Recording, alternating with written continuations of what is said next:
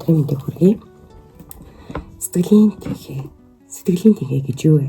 Түүнийг хэрхэн хөгжүүлж баттгах вэ? Нью-Йоркийн бестселлер болсон энэ сайхан номыг сонсогчдын хүсэлтээр танд бүлэг бүлгэн хүргэж байгаа лээ. Өнөөдөр танд 2 дугаар бүлэг сэтгэлийн тэнхээний мөн чанар түүний талаар уншиж хүргэх гэж байна.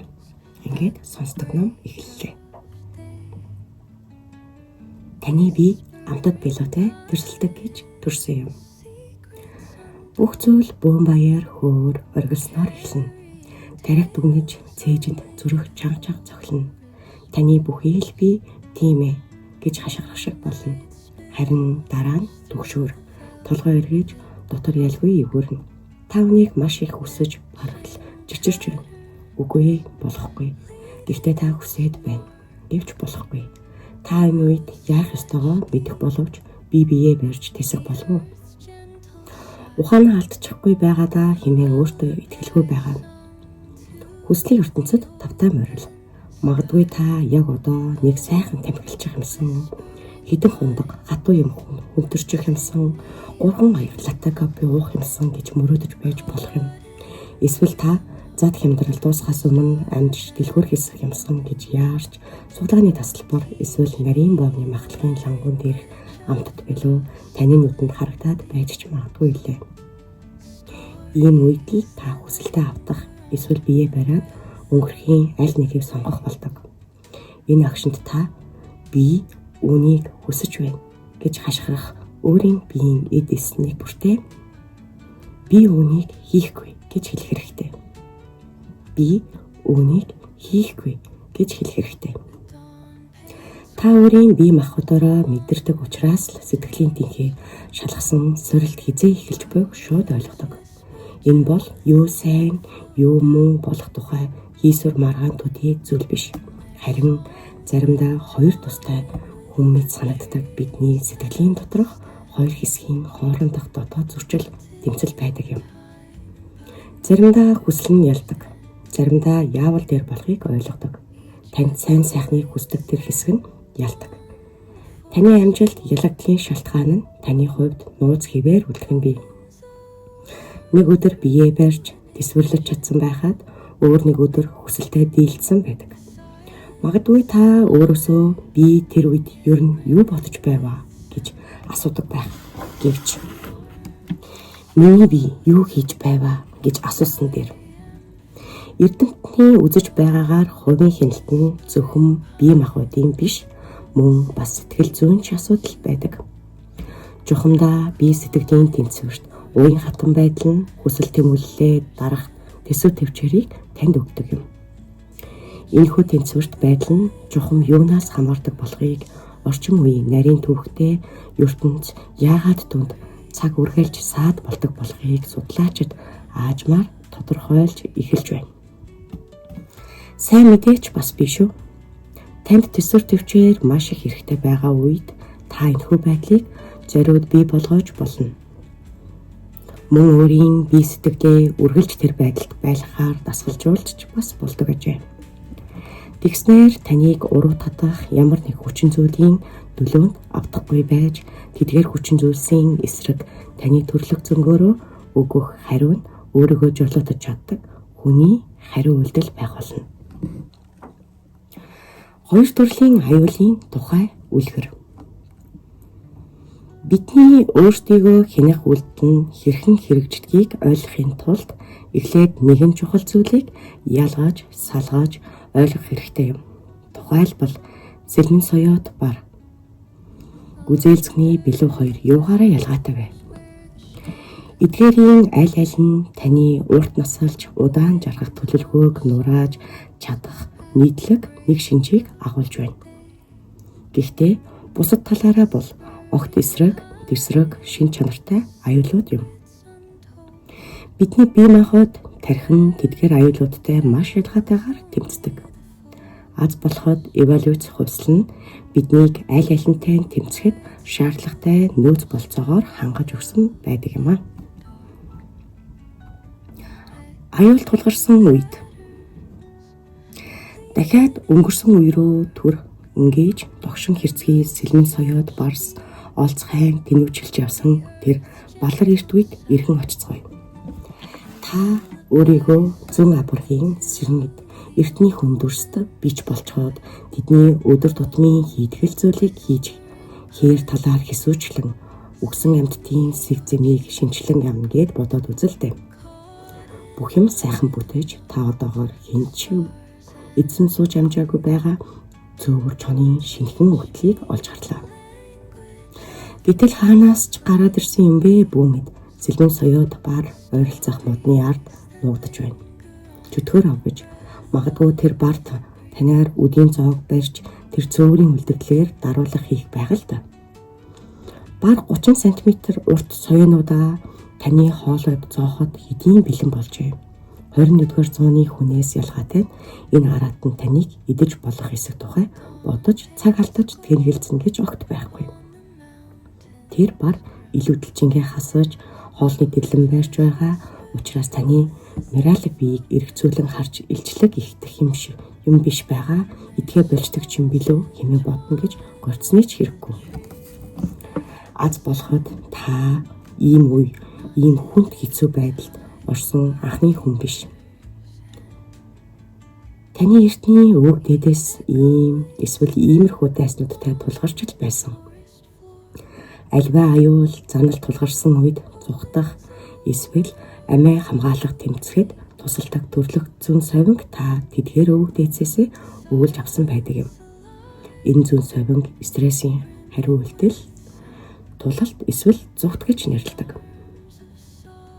Зүрх хүчтэй л угшиж хөмхийг зүүн бүх биеэ туйлдаа хүртэл хөвчөрсөн тийм нөхцөл байдал та мэдээж орж л байсан баг. Биед гарч буй эдгээр өөрчлөлтүүд нь тохиолдсныг биш юм.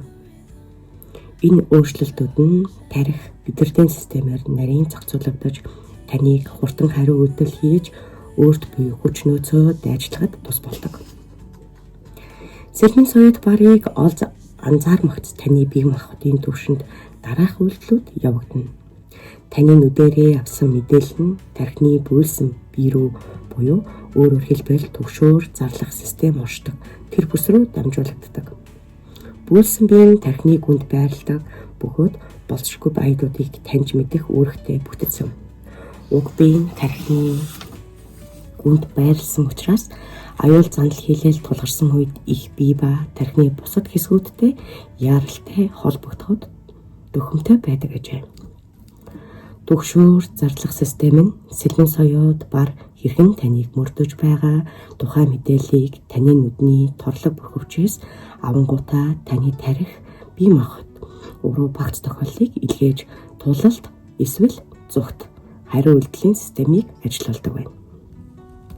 Бөөрийн дээрх булчирхайнууд нь стрессийн гормонуудыг ялгаруулж элхнээс өөх сахар хэлбэрээр цусны судснууд руу энерги өгдөг ба амьсгалын систем нь уушигны ажиллагааг эрчимжүүлж бид илүү их хүчил төрөгч очно.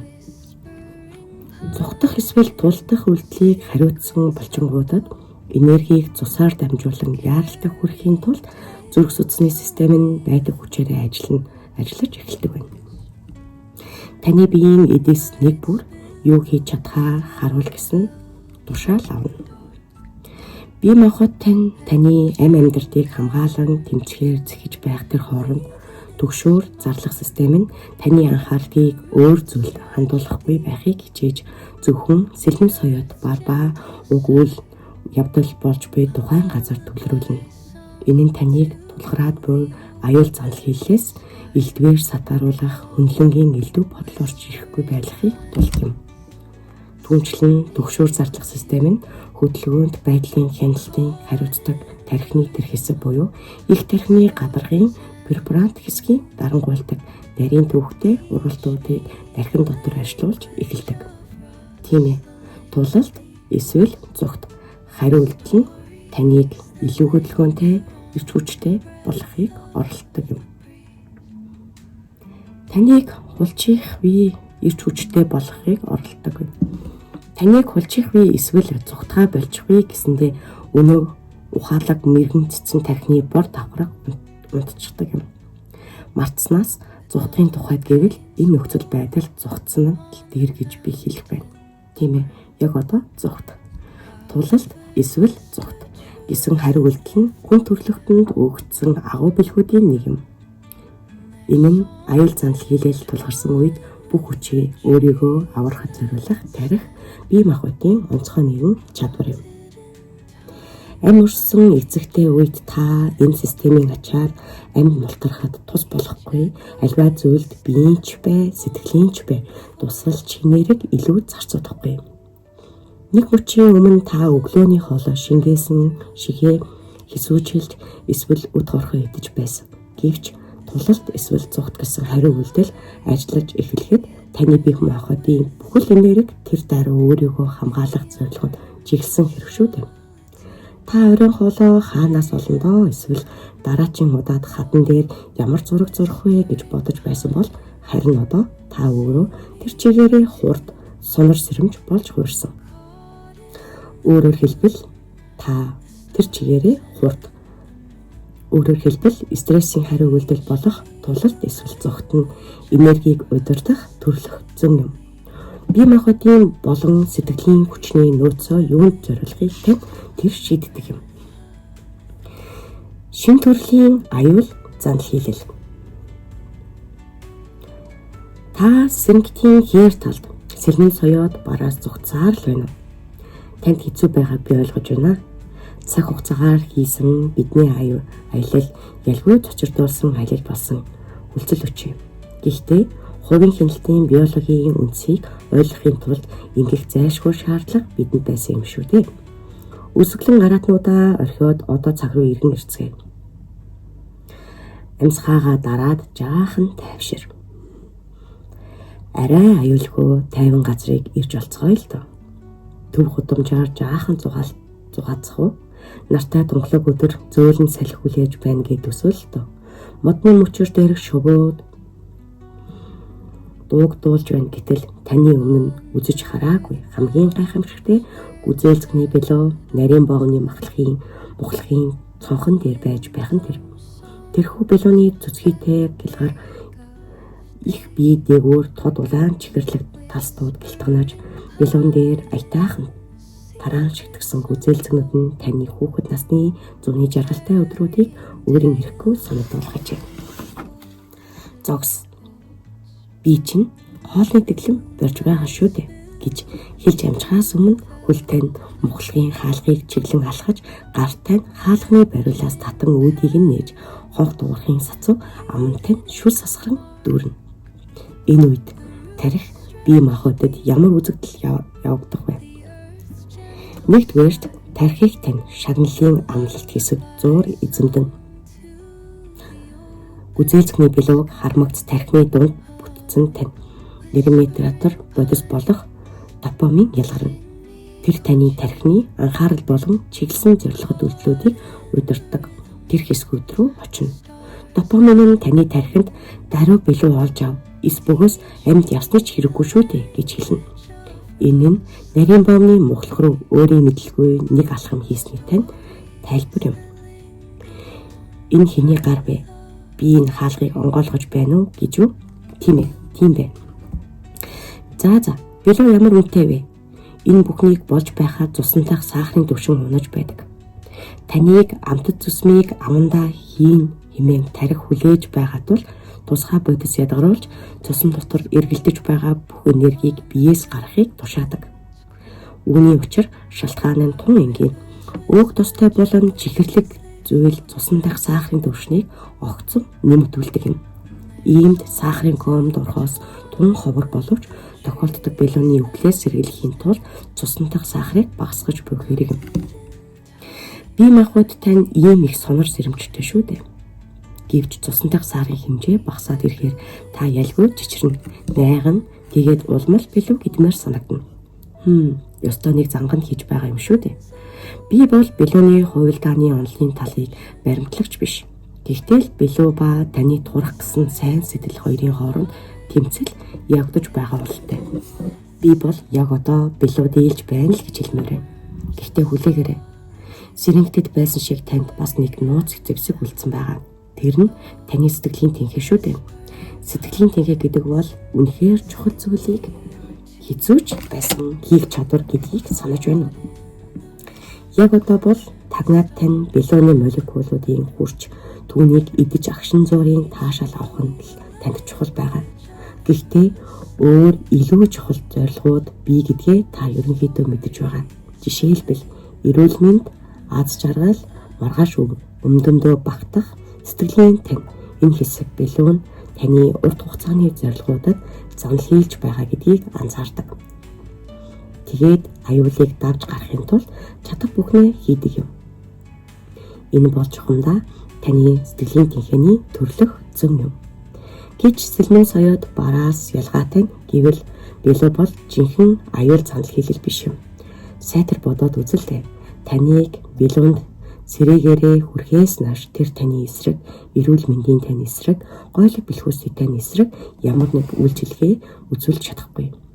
Тийм ээ, энэ удаад таны дайсан таны дотор байгаа. Та нарийн боомны мухлагаас зугдах хэрэггүй. Хэдийгээр энэ нь илүүдэхгүй ч гэлээ. Тэгээд бас белогч эсвэл нарийн боовчныг ч алах хэрэггүй. Гэхдээ дотоод сэтгэлдээ эзэмдэх шаардлагатай болно. Та хүслээ дарж чадахгүй, харин хүсэл тарих бие махбодоос гардаг тул түүнээс зугтаж бас л чадахгүй. Хэн энгийн үйл хөдлөл түлхдэг. Тулалд эсвэл зугт стрессийн хариу үйлдэл нь яг энэ тохиолдолд тань тус болохгүй лээ. Хувийн хяналт нь өөрийгөө хадгалж үлдэхэд төгөрсөн өөрчиг хандлагын энэ шин төрлийн аюул занлыг даван туулгаад туслах өөр арга замыг шаардаж байдаг. Микроскоп дор аюул занал хийлэл юунд оршиж байна вэ? Эрүүл мэнд осолтой амтд билүү? Нүгэлт тамхи, биднийг урагтах интернет гэх мэт тэр бүү уруу татсан тааламжгүй зүйлс нь биднээс гадуур оршдог мэтээр бид бүхэн сандаг. Гэвч хувийн хяналт нь бидэнд бидний бодол, хүсэл, мэдрэмж, эрмэлзэл тусч байдаг тийм толыг санал болгодог юм. Сэтгэлийн тэнхээ тань шалгасан нөхцөл байдал үүссэн тохиолдолд оосроос нь дугтрах шаардлагатай болдог тэр дотоод лугшаалт хэмлээ олж тодорхойлоорой. Таны хүсэхгүй буй зүйлсийг хүсүүлж хийх гээд байгаа тэр бодол эсвэл мэдрэмж тань юу байна вэ? Хэрэг та итгэлгүй байгаа бол өөрийгөө ажиглахыг оролдоорой. Дараагийн удаа уруу татагдмаар болвол анхаарлаа өөрийн сэтгэлийн гүн рүү чиглүүлээрэй. Сэтгэлийн тэнхээний төрлөх зам. Зогс тэгээд төвлөр. Зогс тэгээд төлөвлөл. Кентуккийн их сургуулийн сэтгэл судлаач Сюзан Сигерстом стресс ба итгэл найдвар нь хүний биед хэрхэн нөлөөлдөг болохыг судалдаг бөгөөд стрессч тэр хувийн хяналтч тэр аль нь өөрийн гэсэн биологийн хариу үйлдэлтэй болохыг тэрээр олж тогтоожээ. Бие барьж төвлөрөх хэрэгтэй болсон үед ураг татагдaltaгүй байж өөрийгөө хөнөөгч хүсэл сэтлүүдийг дарангуйлахад тусалдаг цуврал ургалуудын тарих болон бие махбодод явагддаг байна. Сигерстом эдгээр ургалуудыг зогс тэгээд төлөвлөл хариу үйлдэл гэж нэрлсэн ба тэдгээр нь тулалд эсвэл зүгт гэсэн хариу үйлдэлтэй ерөөсөө ч төсгүй ажээ. Сэрэнгийн хийсэн бидний аяллаас хүн гадаад аюул занал хийллийг анзаармагц тулалд эсвэл зүгт гэсэн стрессийн хариу үйлдэл түүнийг тарих бие махбодод үүсдэг болохыг бид ойлгож авсан билээ. Харин зогс тэгээд төлөвлөл гэсэн хариу үйлдэл бол огт өөр юм. Энэ үйлдэл нь гадаад аюул занал хийллийг биш харин дотоод зөршилдөөнийг мэдэрснээр эхэлдэг.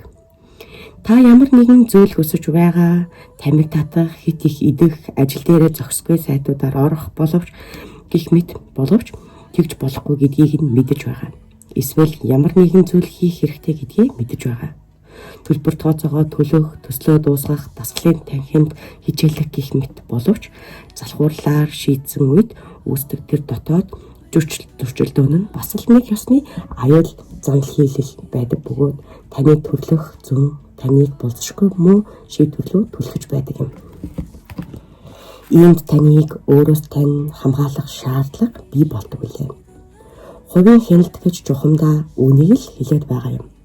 Таныг тулалд эсвэл зүгт гэсэн хариу үйлдэлийн үйлчлдэг шиг хурдасгах биш, харин удаашрах нь илүү оновчтой байдаг бөгөөд зогс тэгээд төлөвл хариу үйлдэл нь үүнийг хэрэгжүүлдэг юм. Дотоод зөрчилдөөний мэдрэмж нь тарих бие махбод доторх хэмнэлээ бууруулж хүслээ анзаарахад тусалдаг. Тийм процессуудыг ажиллуулж эхэлдэг байна. Тарих ба бие махбод нь сэтгэлийн тэнхээнд хэрхэн нөлөөлдөг тухай. Тулалт эсвэл зүгт хариу үйлдэлийн нэгэн адилаар зогс тэгээд төлөвл хариу үйлдэл нь тархин дотор үүсэж бий болдог түгшүүр зарлах систем нь таны хард сосож үнэрлэж байгаа бүхнийг байнга хянаж, харин тархины бусад хэсгүүд нь таны дотор болж байгаа бүхнийг ажиглаж байдаг. Энэ бол дотоод хяналтын систем бөгөөд тархины бор давхаргын хувийн хяналт хариуцсан бүсүүдийг биеийн мэдрэмж, сэтгэл хөдлөл, бодол санааг хариуцсан тархины тэр бүсүүдтэй холбож өгч байдаг юм. Энэ системийн гол зорилго нь таныг хагасжил твцний эцэст эргээд арх уух, даргаах, хашигчд загнах, зээлийн хуваарийн дагуу эргэн төлөх хугацааг мартах гэх мэт болчмгүй зүйл хийлгэхгүй байх явдал билээ. Тарих иймэрхүү төрлийн аюул заналыг таних эцэст нь бидний сайн амт болох их тархины бор давхаргын префронтал хэсэг маань биднээр зөв сонголт хийлгүүлэхийг төлөө тулаанд морддог юм. Гэвч зогс тэгээд төлөвл гэсэн хариу үйлдэл нь энергийг булчин руу биш, харин сэтгэлийн тэнхийг бий болгохыг үүрэгтэй префронтал хэсэг рүү илгээдэг ажээ. Тулалт эсвэл зүгт гэсэн хариу үйлдэлийн нэгэн адилаар зогс тэгээд төлөвл гэсэн хариу үйлдэл нь зөвхөн тархин дотор үйлчилдэг биш юм байна. Таны бие махбод нь гүйцэлцэхний билоонд ямар хариу үйлдэл үзүүлж байсныг санаж байна уу? Бие махбодоо тавьсан зорилготойгоо нийцүүлж эрч хүчээ сааруулахыг хэрэгтэй болно. Үүний тулд префронтал хэсэг нь зүрхний цохиолд, цусны даралт, амьсгал болон бусад бие даасан үйл ажиллагаануудыг зохицуулдаг тархины тэр хэсгүүдтэй холбогддог. Зогс тэгээд төлөвл гэсэн хариу үйлдэл нь тулалт эсвэл зүгтаас эсрэг үйлчлэл үзүүлдэг юм. Ингэснээр зүрхний цохиолд нэмэгдэх биш, харин удаашрч цусны даралт хэвийн хэмжээндээ байх ба та галзуу мэд өнгөцхөн биш, харин гүнзгий амьсгалж ямар нэг үйлдэл хийхэд бэлдээж булчингаа чангалахын оронд бие ялгүй сул тавьдаг. Зогс тэгээд төлөвл хариу үйлдэл нь тайвшруулдагч сонор сэрэмж алдагдуулахгүй. Учир нь гэвэл түүний зорилго нь таныг дотоод зөрчилдөөний үед хөшөөж орхидог биш, харин чөлөөтэй байлгахад оршдог билээ. Зогс тэгээд төлөвл гэсэн хариу үйлдэл нь агшин зуурын хүслээ дах тань саад болсноороо илүү уян хатан бодолтой үйлдэл хийх хугацааг тань өгдөг байна. Та энэ хорвоод нэр төрөө гутааж хоолны дэглэмээр зөрчилгүйгээр билуунаас холдон одох гэх мэт өөр сонголт хийхэд хэдийнэ бэлэн болсон байдаг билээ. Зогс тэгээд төлөвл хариу үйлдэл тулалт эсвэл зүгтийн нэгэн адилаар төрөлхийн байдаг. Гэхдээ энэ нь ямагт дээрх билууны жишээн дээр илэрсэн шиг төрлөх зөнгөөрөө хар аяантай мэдрэгдээд байдгүй гэдгийг мэдээж та анзаарсан байх л та. Яагаад заримдаа сэтгэлийн тэнхийг нөхцөлдүүлэгч төрлөх зөнгүүд ажилтгүй болохыг ойлгохын тулд бид стресс болон хувийн хяналтыг хэрэгжүүлдэг биологийн үндснүүдийн талаар арай ихийг олж мэдэх хэрэгтэй юм. Сэтгэлийн тэнхээ түүний бие махбодын үндэс суурь. Зогс тэгээд төлөвл хариу үйлдэлийг хамгийн сайн илэрхийлж чадах физиологийн нэг үзүүлэлт бол зүрхний хэмийн хувьсамтгай шинжим. Ихэнх хүмүүс зүрхний энэ шинж чанарын талаар огт сонсоогүй байдаг боловч чухамдаа энэ хувьсамтгай шинж нь таны бие стрессийн байдалд байна уу, эсвэл тайван байдал байна уу гэдгийг ойлгох боломжийг өгдөг юм шүү дээ. зүрхний агшилтын давтамж тогтмол байдгүй юм. Үүнийг шалгахад тун амархан. Та шатаар өгсөж гүйвэл таны зүрх өмнөхөөс түргэн цоглох болно. Та эрүүл байлаач энэ мөрүүдийг унших зур таны зүрхний хэмнэл нэг түргэсэж нэг удааширч байгаа. Бид аюултай зүрхний хэм алдалтын тухай яриаггүй, харин ялгүй хэлбэлцлийн тухай ярьж байгаа хэрэг шүү дээ. Амьсгаа авахд зүрхний лугшил тань ялгүй түргэсдэг түг энэ бол хэвийн байна гэсэн үг. Энэ нь зүрх тань бие даасан мэдрэлийн системийн хоёр хэсэг болох симпатик ба парасимпатик хэсгүүдээс аль альнаас нь дохио авч байна гэсэн үг юм. Бие даасан мэдрэлийн системийн симпатик хэсэг нь идэвхт үйл ажиллагааг хариуцах ба парасимпатик хэсэг нь тайвшруулж бие махбодынх нөхөн төлчих үйл ажиллагааг хариуцдаг юм. Хүмүүс ямар нэг стресс өртөхөд симпатик мэдрэлийн систем давмгайлж эхэлдэг. Энэ нь бидний бие махбодын төрлөх зүй тогтол бөгөөд ингэснээр тулалдах эсвэл зогтох боломжийг бидэнд олгодог. Зүрхний давтамж ихсэж тогтмол болно.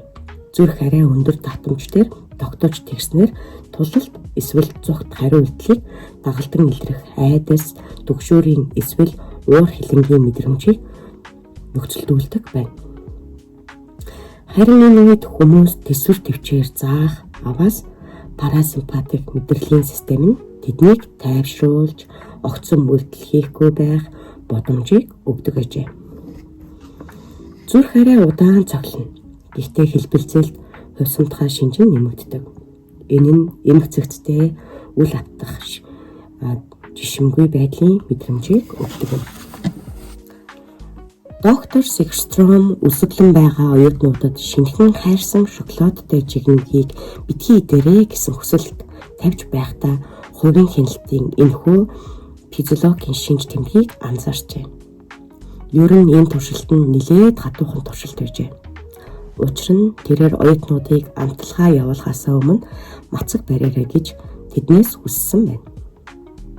Тэгээд тэднийг туршилтанд оролцохоор эрэхтэн хурж амжаагүй шинэхэн шоколадтай жигнэмэг, шоколадтай чихэр болон луван тавглаж бэлдсэн өрөөнд оруулаад луван газ бол хичнээн идэж болно. Харин жигнэмэг чихрийг дараачийн оролцогчдод зориулсан тулд тэдгээрт хүрч болохгүй гэж оюутнуудтай хэлжээ.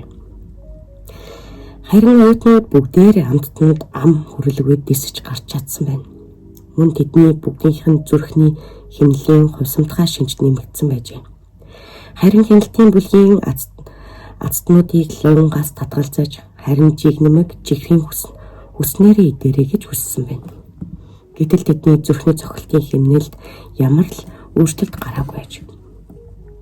Зүрхний хэмнэлийн хувьсамтгай шинж бол сэтгэлийн тэнхээ ямар байгааг маш сайн илэрхийлдэг үзүүлэлт юм.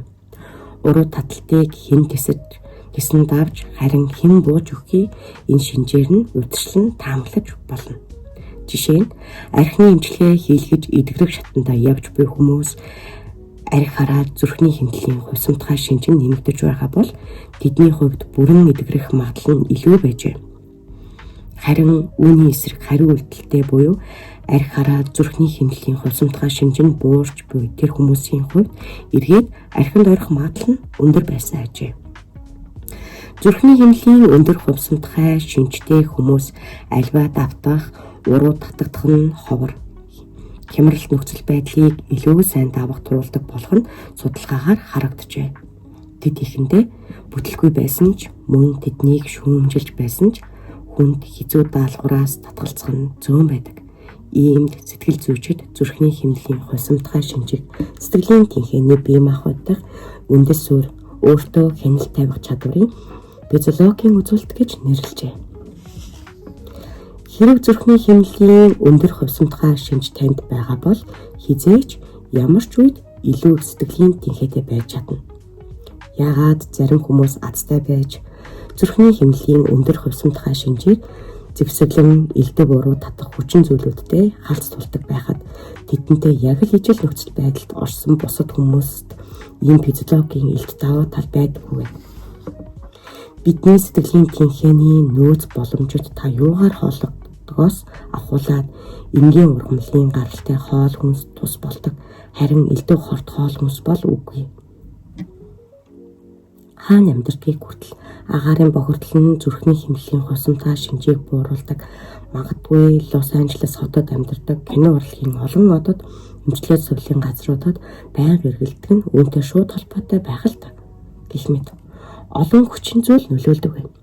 Бие махбодыг болоод сэтгэлийн хямралын өдөөдөг бүх зүйл нь хувийн хяналтын физиологид хөндлөнгөөс нөлөөлж улмаар сэтгэлийн тэнхээтэй занал хийдэг. Түгшүүр, уур уцаар, гутрал, ганцаардмал байдал нь зүрхний хэмнэлийн хувьсамтгай шинж буурах, хувийн хяналт багасах байдалтай хослон илэрдэг юм. Архах өвчин нь байнгын өвдөлт нь таны бие махбодыг туйлдуулж, тархины сэтгэлийн тэнхээнд зарцуулгадах ёстой нөөц бололцоог барж сүлдүүлэх, тамирдуулдаг билээ.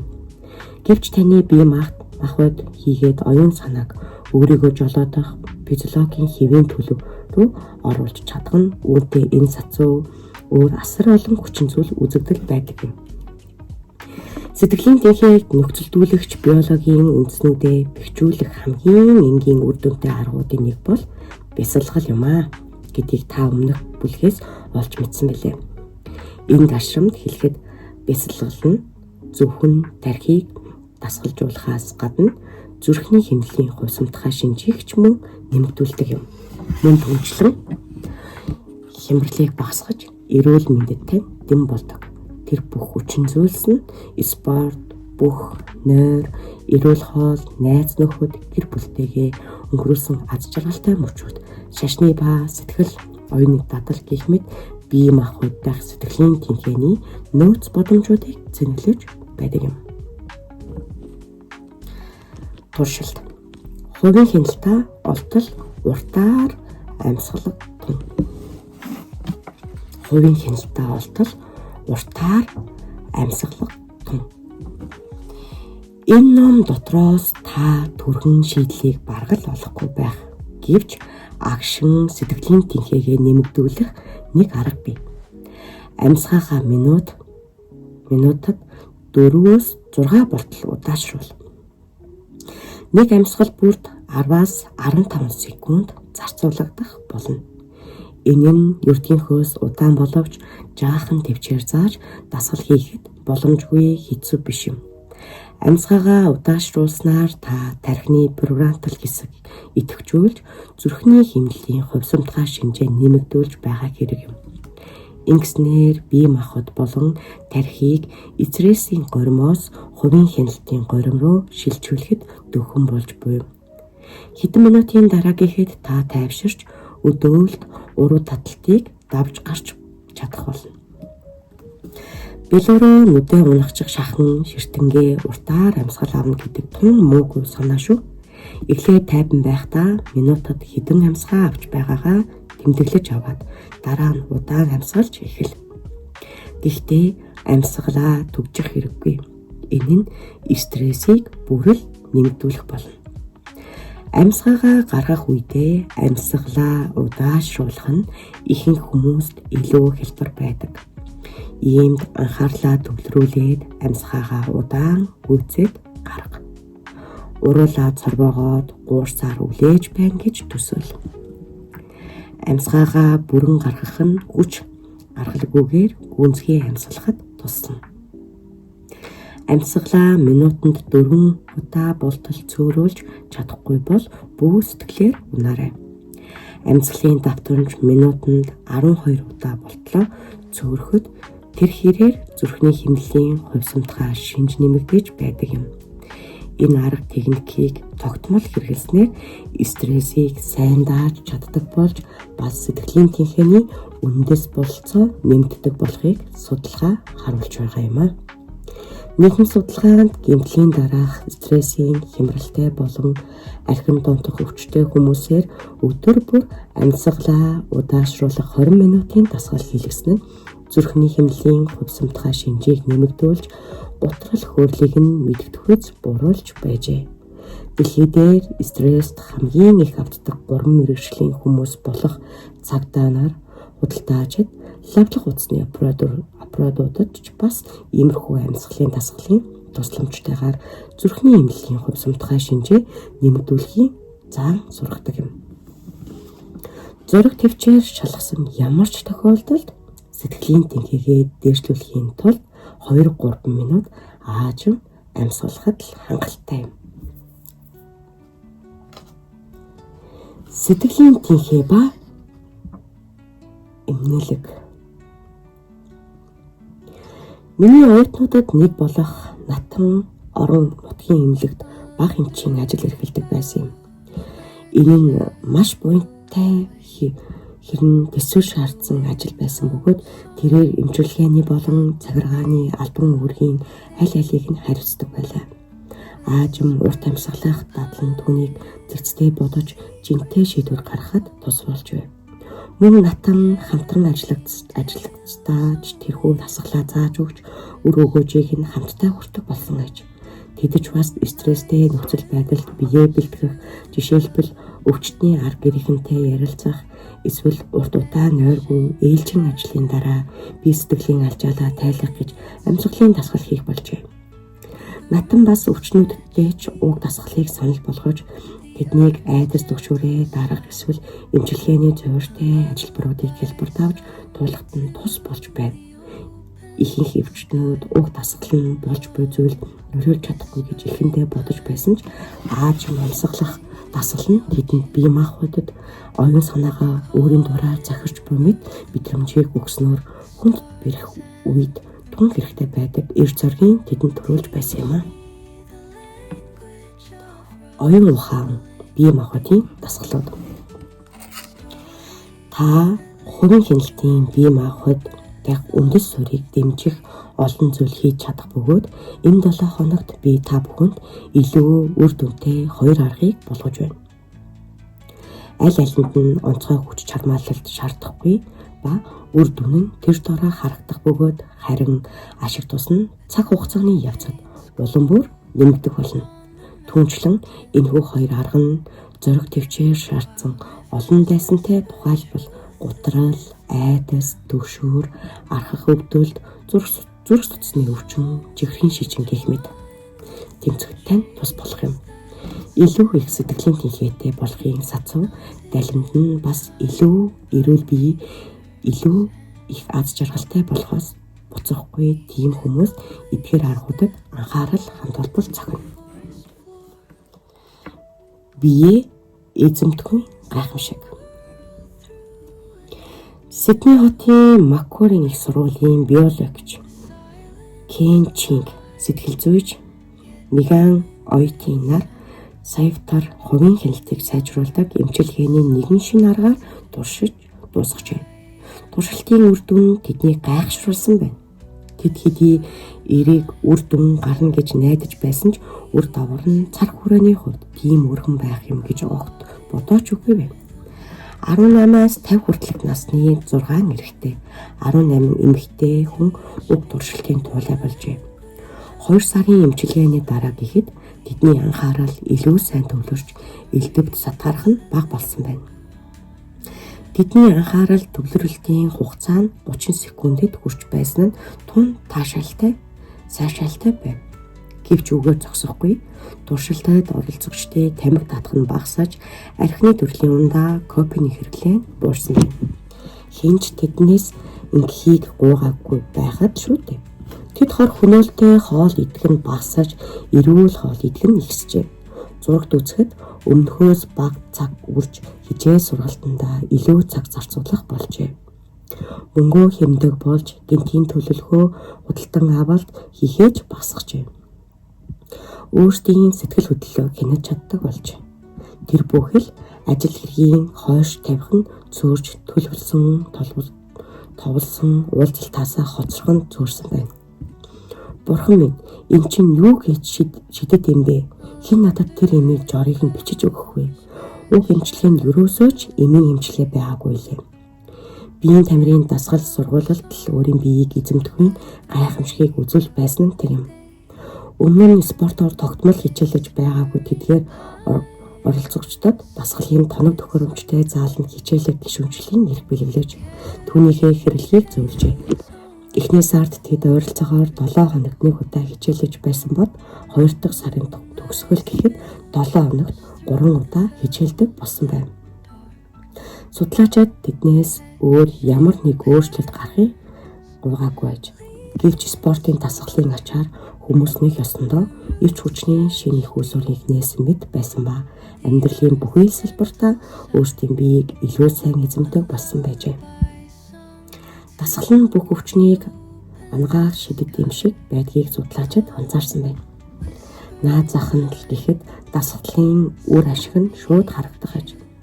Гүйлгийн замаар 15 минут гүйхэн хорт зуршлыг сулруулдаг бөгөөд судлаачид турах гэж буй хүмүүсийн шоколадоор тамхичдын тамхиар уруу татахыг билээгүй.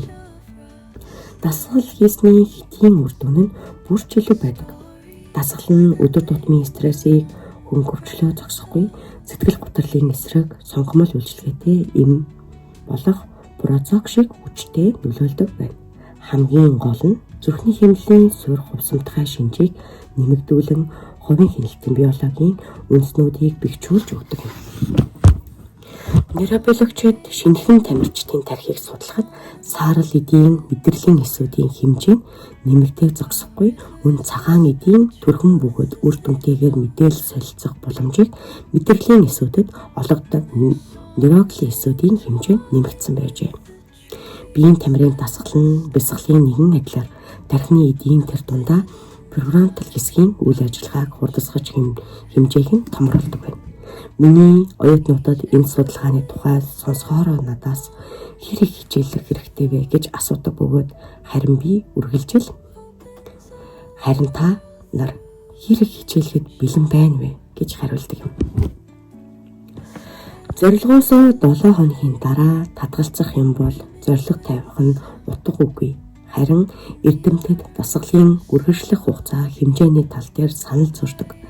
2010 онд хийгдсэн энэ талын 10 судалгааны том таймер 1 цагийн биш 5 минутын дасгал нь сэтгэл санааг өөдрөг болгож стрессийг бууруулдаг болох нь харагдсан юм. Иймд зүгээр л байшингаа тойроод 5 минут алхах нь огт ичгүүртэй биш төдийгүй харин ч их ашигтай байдаг ажээ. Хүмүүс бас ямар дасгал илүү ашигтай вэ гэж үргэлж сонирхдог л доо. Харин би тэдэнд харин та ямарыг сонгомоор байна вэ гэж хариулдаг юм. Тарих бие махбодод бол ялгаа үгүй. Иймд юу ч байсан болно. Гэрийн цэвэрлэгээ, арчилж торт, бүжгэл, йог, багийн спортоор хичээл, усан цэл, хүүхдүүдэд эсвэл гэрийн тэжээвэр амьтдаагаа тоглол, тэрч бүхэл гэрээ цэвэрл, дэлгүүр хэсгэнж зүгээр л шилэн лангуунуудыг хараад өнгөрөх нь дээр шүү дээ. Бас дасгал хийсэн тоцогддог. Хэрв та спорт бол миний хийх зүйл биш гэсэн хатуу итгэлтэй байгаа бол дасгал гэдэг ойлголтыг жаахан өргөжүүлээд түүндээ таашаал өгдөг хэдий ч доор хоёр нөхцөл байдалд хамаарахгүй тэр бүхнийг багтаа авч үзхийг танд зөвлөж байна. Нэгдүгээрт суух, зогсох, хэвтэх, хоёрдугаарт үүний зэрэгцээ эрүүл мэндэд хортой хоол хүнсийн зүйл идэх. Хэрв та энэ тодорхойлолтод тохирох үйц үйл ажиллагааны төрлөө нэгэнт олчихсон бол баяр хүргэе. Жохон тэр чинь л таны хувийн хяналтаа бэхжүүлэх дасгал юм шүү дээ. Ердийн суумгай амьдралын хэм маягийг хүрээнээс хальсан ямар ч зүйл сэтгэлийн тэнхийг бүрэлдүүлэгч болцоо нөөцийг нэмэгдүүлж өгч байдаг юм. Туршилт. Сэтгэлийн тэнхийг дэмжих 5 минутын эколог цэнгэлэлт. Хэрв та сэтгэлийн тэнхээгээ хурдхан цэнгэлээд авахыг хүсэж байгаа бол салхинд гарч алхаж зугаалах нь хамгаас чухал. Цэвэр агаарт ядахтаа 5 минут алхахад л стресс багасгаж сэтгэл санаа өөдрөг болж анхаарал төвлөрүүлэлт сайжирч хувийн хяналт нэмэгддэг юм. Цэвэр агаарт дасгал хийх гэдэг нь гэрээс гадуур байгаль ихийхэд дэргэд хийх биеийн альбаа идэв хөдөлгөөн юм. Дасгал нь аль богино идэвхтэй байх тусмаа сайн. Урт удаан дасгал хийснээс 100 тонны хөдөлгөөн хийж биеийн чилээгээ гаргах нь таны сэтгэл санаа өөдрөг байхад илүү дэмтэй байх болно. Та заавал хүсээ гаргах эсвэл өөрийгөө ядраах хэрэг үгүй. Хүн ачааллыг бодвол явган алхах, зэргийн ирч багтай дасгал нь илүү сайн нөлөөлж хормын дотор үр дүнгээ өгдөг юм байна. Та сэтгэлийн тэнхийг дэмжих 5 минутын эколог цэнгэлэлт болгож хийж болох хэд хэдэн жишээ байна. Нэгдүгээрт офисоо гараад ойрын цэцэрлэгт хүрээлэн рүү яв. Хоёрдугаар чихвчний хөгжмөөрөө дуртай дуугаа сонсоод гудамжаар жаахан алах эсвэл гүй. Гуравдугаар нохоохоо сахилуулгангаа зугаал бас түүнтэйгээ тоглол. Өөрөө ч бас тоглоомхийг араас нь хөөцөлдөх гүүх. Дөрөвдүгээр хашаандаа эсвэл цэцэрлэгтээ ажил. 5-дугаарт цэвэр агаарт гараад энгийн дасгал хий. 6-дугаарт байрныхаа хүүхдүүдтэй хөөцөлдөж тоглох. 7-дугаарт хүүхдэд салхилгангаа хүүхдэд тавираад алхаарай. Биеийн тамирт дургүй нэгэн хүний бодол хэрхэн өөрчлөгдсөн тухай бодит түүхийг танд хүргэе. Амжилттай ажиллаж буй 2 ч Итали зоогийн газрын эзэн 44 настай Антион эмчийн зөвлөсний дагуу миний хичээлд суудаг байсан юм а. Түүний артерийн дараалт өндөр, цусндаа холестерин их, эзний хэмжээ нь жил бүр 3 см-ээр нэмэгдэж байв. Хэрвээ амьдралынхаа хэв маягийг өөрчлөхгүй бол нэг л өдөр парм маягаар бэлтгэсэн тугалын махаа идэж байгаад зоогийн ширээний ард зүрх чинь хаагдах болно гэж эмч нар түнд сануулган сэрэмжлүүлсэн ажээ. Дотроо хичнээн дургүй байсан ч Антион ажил дээрээ гүйлтийн зам авч тавьжээ. Гэхдээ л түүнийг хэрэглэх гэж яарахгүй байв. Өөрөө дасгал хийх дургүй хийлээж үр дүн харагдахгүй байсан тул дасгал хийх нь хий дэмий цаг гарцсан хэрэг мэд түнд санагдаж байсны дээр хэн нэгэн түүний юу хийхийг зааварчлаад байгаад Антионд бүр цуглдуулж байлаа. Гэхдээ дасгал хийснээр тархины ажиллах чадвар дээшилж сэтгэлийн тэнхээ сайжирч болно гэсэн нь түүний сонирхлыг татжээ.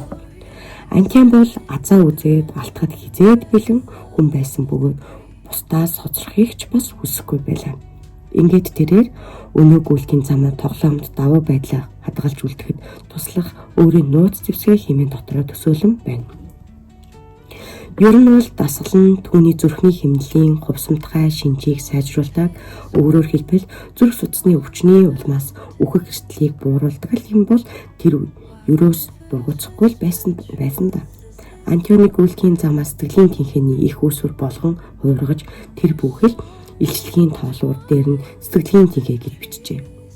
Дасгалаар хичнээн калори шатааж байгаа нь түнд огт сонирн биш байсан бөгөөд тэрээр илчлэгийн тухай юу ч бодлогүйгээр хоол хийж буй хайруулын тав руугаа бүтэн бодол зүцгийн тос чулуудаж чадхал нэгэн. Тэгээд түүнийг дасгалаа хийхэд калори шатаж сэтгэлийн тэнхээний тоолуур дуугарч Антион биед нь илүү их хүч чадал нэмэгдэж байгааг мэдрэх болсон байна. Ажилтай болон элдв залхааж ядраадаг хурал зөвлөхөөнд явахаасаа өмнө Антион сэтгэлийн тэнхээгээ зэнгэлэхийн тулд өглөө бүр гүөх болжээ. Сэтгэлийн тэнхээний их үүсвэр нь Антионыг эрүүл мэндийг бэхжүүлснээр эмчинж сансандаа хүрчээ. Гэхдээ тэрээр өөр бас нэг чухал зүйлийг олж авсан гэж. Юу гэвэл тэр өдрийн туршид тэр илүү цоглог сэргэлэн өөртөө итгэлтэй байдаг болсон байна. Дасгал хийх нь түүний цаг хугацаа хүч тэнхийг өрөх болно гэж бодож байсан бол харин ч зарцуулж байгаагаас нь илүү өгч байгааг тэр анзаарсан байна. Хэрв та би хит ядарсан байна, надад дасгал хийх цаг зав байхгүй гэж өөртөө хэлдэг бол дасгал нь хүч тэнхийг шавхдаг биш, харин нөхөн сэргээдэг гэдгийг бодоорой. Нойрносооч сэтгэлийн тэнхээ ав. Хэрв та нойрондоо хоногт 6-аас 100 цагийг зарцуулдаг амьдралын хөвшилтэй бол би сэтгэлээ бүрэн эзэмтэн гэж юу байдгийг ч мартсан байж таарна. Байнга багч болов дутуу нойртой явах нь таныг стресс, элдв хүсэл, уруу таталтад илүү өртөмхий болгодог байна. Сэтгэл хөдлөлөө удирдах анхаарлаа төвлөрүүлэхэд илүү хэцүү болдог. Хэрэв та байнга дутуу нойртой явдаг бол өнөөдөр даруй хийх ёстой чухал зүйлээ хийлгүй хойш тавьсан байна. Эсвэл өнөөдөр элдв зүйлд уруу татагдсан байна гэж орой бүр үргэлж харамсаж явдаг нь лавтай. Ижих гимших сүлэлдэн оршсон энэ эргүүлэгт автах нь маш амархан хэрэгвэлээ. Сайн хүн байхын тулд сайтар амрах хэрэгтэй гэдэг бодол бидний толгойд ховорхон орж ирдэг. Яагаад нойр муутай явах нь сэтгэлийн тэнхээ шавхдаг вэ? Юуны төрөнд энэ нь бидний бие махбод дах энергийн гол их үүсвэр болох глюкозын хэрэглээний хэвийн байдлыг алдагдуулдаг. Таныг ядарсан үед биеийн эд эсүүд таны бие махбодоор эргэлдэж буй цуснаас глюкозын ялган авах үйл явц хүндрэлтэй болдог бөгөөд эсүүдч өсөглөн хിവэрээ таач ядарсан хിവэрээ хоцордог байна. Таны бие махбод хийгээд тархинд энерги үргэлж туйлын хэрэгтэй байдаг учраас та чихэрлэг зүйл эсвэл кофе хэрэглэх гээд тэмүүлээд байгаа юм. Гэвч йотон идэж кофе уугаад ч таны бие махбодч тэр тархич тэр шаардлагатай энерги авч чадахгүй. Учир нь түүнийгээ үр ашигтайгаар зарцуулж чадахгүй юм. Энэ нь тархи өөрийн шатхуун хязгаарлагдмал нөөцөөс зарцуулж болох хамгийн их энергийг зарцуулах болдог тийм зорилт болох өөрийгөө жолоодохын хувьд бол муу мэдээ юм. Тархины онцгой их энерги шаарддаг бүс болох префронтал хэсэг нь таныг энергийн дутагдалд ороход хамгийн түрүүнд хямралд өртдөг. Нойр судлаачид энэ нөхцөл байдалд зориулж префронтал хөнгөн хямрал гэсэн хоч хүртэл бодож болжээ. Дутуу нойртой хон тэгвэл та сэрээд өөрийгөө пенис гэж болсон байгааг олж харах болно. Түр зургийн ч гэлээ түүнийхтэй төстэй тархины хямралтай босч ирэх болно. Нойр дутуу яваад байвал та нэг л өглөө хэдий түр зургийн ч гэлээ өнөөх тархины хямралтай пенис гэж болж сэрэх болно. Туршилтуудаас харахад дутуу нойртой явсны үр дүн нь хөнгөн согтолттой ижил байдаг бөгөөд энэхүү байдал нь өөрт тавих хяналт сулрахад хүргэдэг ажээ. Тархины префронтал хэсгийн үйл ажиллагаагаа суларч улмаар тархины бусад хэсгүүдэд хянах чадвараа гээдэг. Таныг стрессээ даван гарч хүслээ төвчдөг болохын тулд тархины префронтал хэсэг нь төгшөөр зарлах мэдээллийн системийг тайвшруулдаг юм. Гэвч нэг шөнө нойр дутуу хоноход л тархины эдгээр бүсүүдийн холбоо алдагддаг юм. Ингээд хараа хяналтгүй үлдсэн мэдээллийн систем нь ердийн өдөр тутмын ачааллын үедж хэрээс хэтэрсэн туйлын хариу үйлдэлийг өгдөг ажээ. Хүний бие махбод тулалд эсвэл зүгт гэсэн горимд гацаж их хэмжээний стрессийн гормон ялгаруулж зүрхний хэмнэлтийн хувьсамтгай шинжийг бууруулдаг. Үүний үр дүн нь илүү их стресс, илүү бага өөрийгөө эзэмдэхгүй юм. Сайн мэдээ гэвэл энэ бүхнийг эргүүлэх боломж бас байна. Дутуу нойртой хоосон хүн шөндөө сайхан унтаад авбал дархны цахилгаан соронзон зурагтай префронтал хэсгийн эдгээр өөрчлөлтүүд арилсан байдаг ажээ. Үндсэндээ тархи зүгээр л сайхан амарсан байдалтай харагддаг гэсэн юм. Архин донтох өвчнийг судалдаг эрдэмтэд энэ өвчнийг нойроор эмчлэх судалгаагч явуулсан байдаг. Нэгэн судалгаагаар 5 минутын амьсгалын дасгал нь өвчнүүдийг унтахад нь тусалж байв. Үүн дээр шөнийн нойрыг 1 цагаар нэмжээ. Энэ нь архинд эргээд донтох эрсдлийг ихээхэн бууруулсан байна. Иймд сэтгэлийн тэнхээгээ бэхжүүлэхийн тулд явж унтцгаа. Туршил.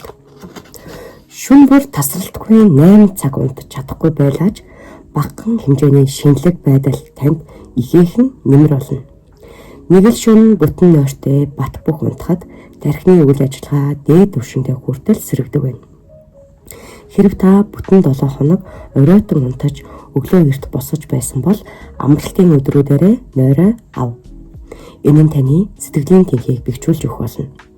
Өөр нэг судалгаагаар 7 хоногийн эхэнд хангалттай нойр авах нь нөөцийг бий болгодог бөгөөд тэр нь дараагийн өдрүүдийн нойргуудлыг сармагжуулж өгдөг байна. Мөн зарим туршилтаас харахад хамгийн гол нь та дараал нь нийт хэдэн цаг унтахгүй явж байгаагаас л их зүйл шалтгаалдаг байна. Та ядахтаа жоохон л дуг хийхэд авбал урд шөнө нь унтаагүй байлаач таны эмгцэгцтэй байдал хувийн хяналт сэргдэг ажээ. Эдгээр аргуудыг туршаад үзээрэй. Нойр хүдлээр сэргийлэх эсвэл түүнийг арилгахын тулд нөхөж унт. Нойроо базааж ав. Зүрмэл. Нойр нь сэтгэлийн тэнхийг тэнсэх сорилт болох тухай. Миний оюутнуудын нэг болох Лиза шөнөнд үл болтол суудаг зуршлаасаа салхийг оролдож байв. 29 настай тэрээр ганц бие бүсгүй бөгөөд ганцаараа амьдардаг байсан. Иймд түүний нойрны дэглэм өөр бусад хүмүүсээс хамаардаггүй ажээ. Өглөө бүр тэр дутуу нойртой сэрж ажил руугаа сажилдаг байлаа. Бүхэл өдрийн турш кофеин агуулсан хийжүүлсэн ундаа удаг хэдийж хурал зөвлөгөөн дээр өөрийн ирэхгүй үүрэглэж үүнээсээ ичдэг байв. Ингээд орой 5 цагийн алдад маш их ядарсан байдаг бөгөөд энэ байдал нь түүнийг уцаардамхай, мартамхай болгодог байсан юм. Харин гэртээ харих замдаа түргэн хоолны газраар ормоор санагддаг байжээ. Миний сэтгэлийн тэнхээний сорилт бол эрт унтаж занших гэж тэр хичээлийн эхний 7 хоногт тунгалсан билээ. Гэтэл дараагийн 7 хоног болоход ямар нэг ахиц гараагүй л байлаа. Оройн хоолны идэж суухдаа тэр өнөөдөр би заавал эрт унтан гэж өөртөө хэлдэг байжээ. Гэвч өчийн 23 цаг гэхэд өнөөх шийдэмгий байдлаас уул мөрчүүлдэлгүй байв. Би тэгээд Лизагаас эрт унтаагүй үедээ чухам юу хийдэг тухай асуухад тэрээр шүн дунд болоод ирэхэд түнд маш чухал юм шиг санагдаад илтэг өчтөчнөн ажлынхаа тухай надад ярьсан билээ. Facebook ухаах, хөргөжөө угаах, электрон шуудангаар ирсэн хэрэгтэй хэрэггүй мэйлүүдээ янзалт сэгцлэх, тэр бүх хэл зар сурталчилгааны багц мэдээлэл үзэх гэдэл тийм ч яаралтай биш. Энэ бүх ажил шүн дундын хэрд түнд асар чухал хойш тавьж болмооргүй юм шиг санагддаг байжээ. Тэгээд Лиза унтахаасаа өмнө дахиад ямар нэг ажил амжуулах юмсан гэж төсөлгүй хүсдэг байлаа. Энэ бүхэн цааш үргэлжлэх тусам Лиза улам их ядарч тэдгээр зорилт нэг бүрийг амлаж буй агшин зургийн таашааллаас татгалзах аргагүй болдог байжээ. Иймд бид сорилтоо шинээр тодорхойлж гүйцэд нойр авахын тулд би тийхгүйгийн хүчийг ашиглах хэрэгтэй гэж шийдсэн ба энэ удаа бүх юм сайхан болсон билээ. Лизад явж унтах нь биш, харин өмнө нь салж чаддгүй байсан өмнө ажлуудаа хийх нь хэцүү болж ирэв. Тэр зурагт компьютероо унтрааж залсан бөгөөд оройн 11 цагаас хойш ямар нэг ажил шинээр эхлүүлж хийхээ болжээ. Жохон инээл түнд хэрэгтэй байсан хэрэг бөгөөд тэр үнэхээр ядарснаа анзаарч шүн дунд явж унтдаг болсон юм. Шүн бүр 8 цаг унтдаг болсон. Сурталчилгаа, мэдээллийн хөтөлбөрүүд түүнд өмнөх шигээ сайхан санагдгаа болсныг Лиза өөрөөж анзаарчээ. 2-7 хоногийн дараа гэхэд тэрээр сэтгэлийн тэнхээний дараагийн сорилт хэдий бэлэн болсон бөгөөд Лиза хийжүүлсэн ундаа ба дөрвөн хоолны хэрэглээгээ багасгах зорилт өмнөө тавьсан юм. Хэрв та илүү их унтах боломжтой гэдгээ мэдсээр байж шөндөл болтол нойргүй суудаг бол унтах нойрны оронд чухам юунд тийм гэж хэлж байгаагаа сайтар эргцүүлэн бодоод үзээрэй. Ямар нэг зүйлийг хийх гэж сэтгэлийн тэнхээ хүрэхгүй байгаа тэр үедээ юуг хийх хэрэггүй вэ гэдгээ эхлээд бодож олохыг хичээгээрэй. Энэ хөдөлмөр та халгаад барьж авч чадахгүй байгаа эсвэл хойш тавиад байгаа тийм ямар ч зорилтыг биелүүлэхэд хэрэг болно шүү. Өөрийгөө хэд хянахын сөрөг талууд. Өөрийгөө жолоодохын зөв совин бол үнэхээр гайхалтай зүйл мөн билээ. Тархины хүчин чармайлт болон бие махбодын уриалгахын дуулууртай байдлын ачаар та сандаж төвдөлгүй, агшин зургийн цэнгэл таашаалд авталгүй, урт удаан хугацааны зорилгуудаасаа хилтийхгүйгээр шийдвэр гаргаж чаддаг шүү дээ гэж. Гэвч хувийн хяналт нь тийм ч хямдхан болдохгүй. Зэгцтэй байх, юу нь илүү чухал болохыг ялгаж, салгаж, ойлгох хүчилсэн байдлаа намжаах, тайвшрах, хүслээ дарах гэх мэт оюуны ухааны зорилтууд нь танаас жинхэнэ биеийн энергийг шаарддаг. Энэ нь яг л Аюул остын тохиолдолд таны биеийн булчин шурамснууд тэмцэх эсвэл зугдахын тулд илүү их энерги нэхэн шаардлагатай ижил юм. Хит их стресстэй байх нь эрүүл мэндэд муу гэдгийг хэн бүхэн мэддэг. Хэрв та байнга стресст өртөөд байвал хоол боловсруулах, нөхөн үржих, шарах соргоо идэх, өвчнөөгөө тэмцэх гэх мэт урт хугацааны хэрэгцээнүүдэд шаардлагатай байгаа тэр энергис таны бие махбод байнга сурсаар байх болно. Стресс нь чухам ингэжил зүрх судасны өвчин, чихрийн шижин, нурууны архаг өвдөлт, өргөдөл, тоод хомшгүй олон удаагийн ханиад болж хувирдаг юм.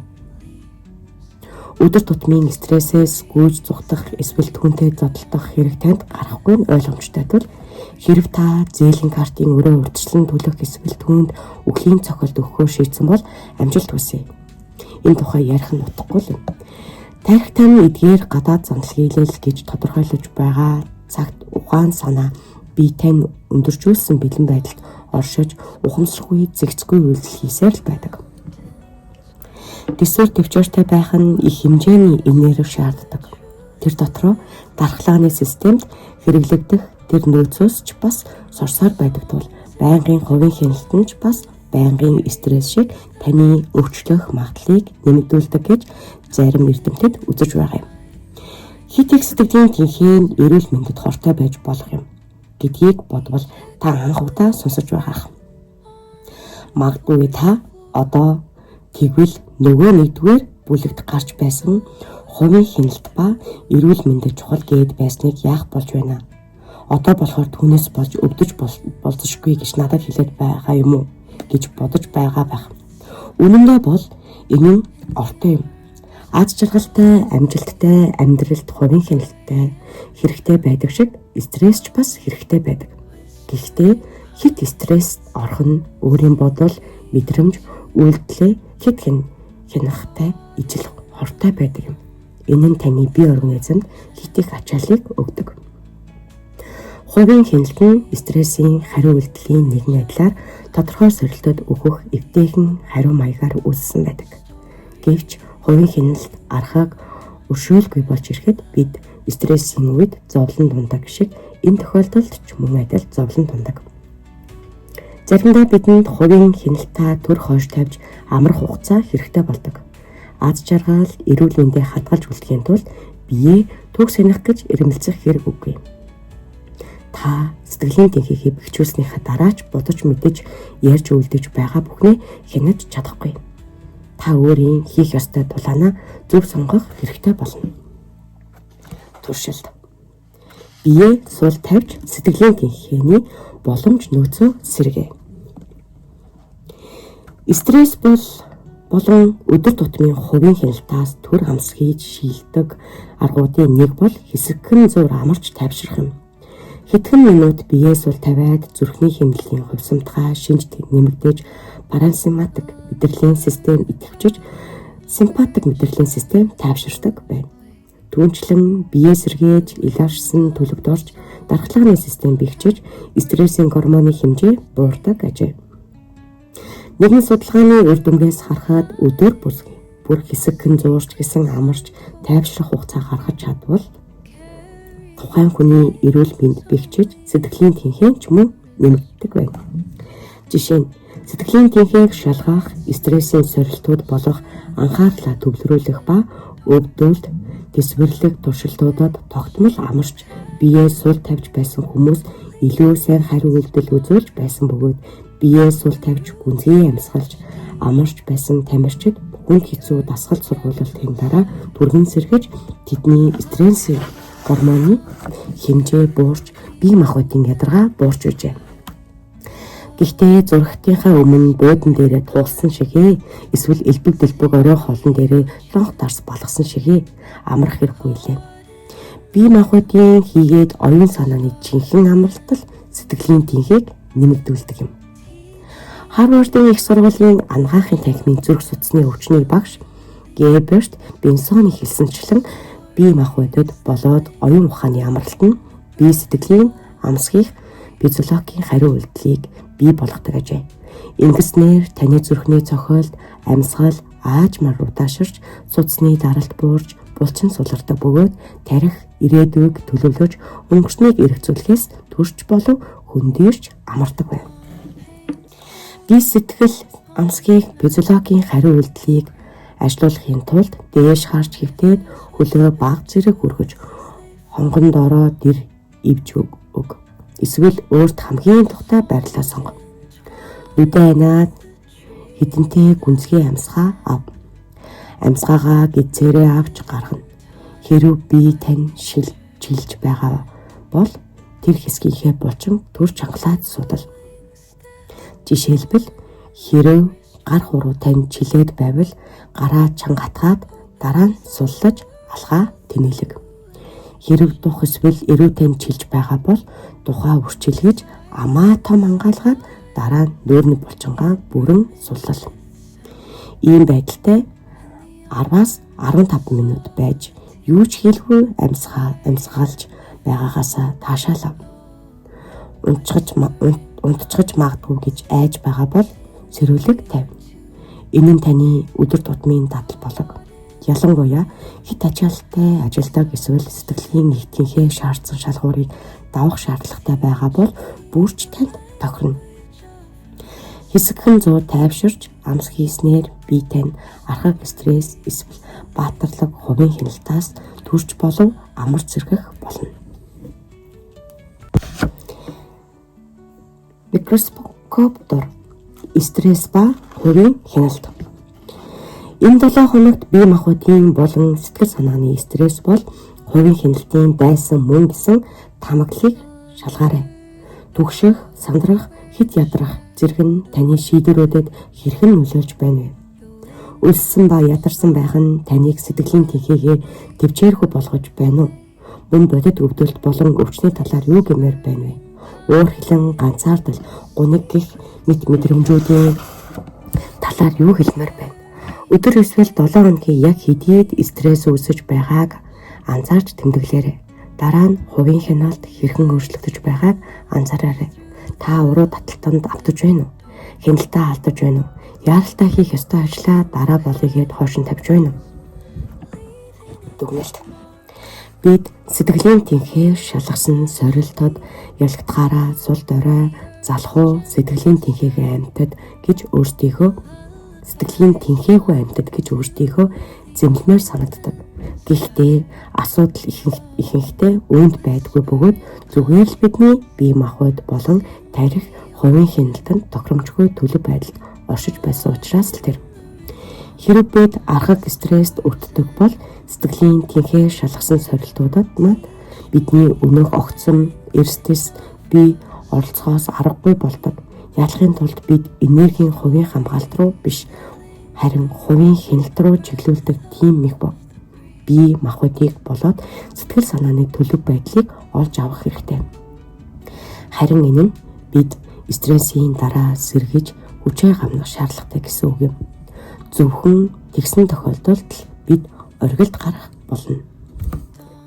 Бүлгийн товчлол. Үндсэн санаа. Сэтгэлийн тэнхээ нь стрессийн нэгэн адил биологийн зүүн совин бөгөөд биднийг өөрсдөөс маань хамгаалахын тулд бий болсон. Микроскоп дор аюул занал хийлэл жохом юунд оршиж байна вэ? Таны сэтгэлийн тэнхээг шалгасан сорилтын үед хамгийн түрүүнд хандах ёстой тэр дотоод чавхтас нь юу байв? Стресс ба хувийн хяналт өдөр эсвэл 7 хоногийн яг хэдийд стресс үүсэж байгааг анзаарч тэмдэглээрэй. Дараа нь хувийн хяналт хэрхэж байгааг анзаараарай. Та уруу таталтанд автаж байна уу гэд өөрөөсөө нэг асуугаад үзээрэй. Туршилтууд. Өөрийгөө хянаж чадах хүртлээр амьсгалаа чагна.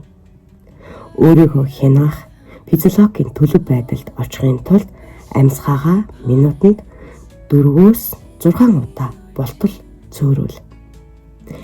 Сэтгэлийн тэнхээг өргөх 5 минутын экологийн цэнэглэлд стрессээ бууруулж сэтгэл санаагаа өөдрөг болгож ажил хэрэгээ эргээд сонирхдог болохын тулд гудамжаараа зугаал ядаж зүгээр алах сайхан аялгау сонс бясалгал хийгээд дасгал нэг хийгээд үзээрэй.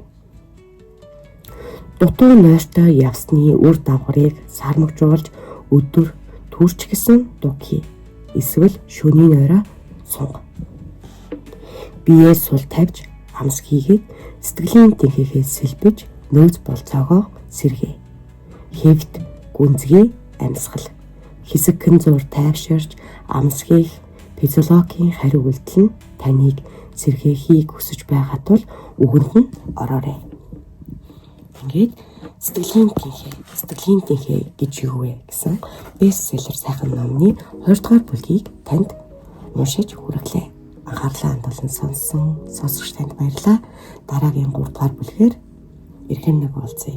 Тэр хууртай, тэр баяртай. Баярлалаа. Өдрийг сайхан өнгөрүүлээрэй.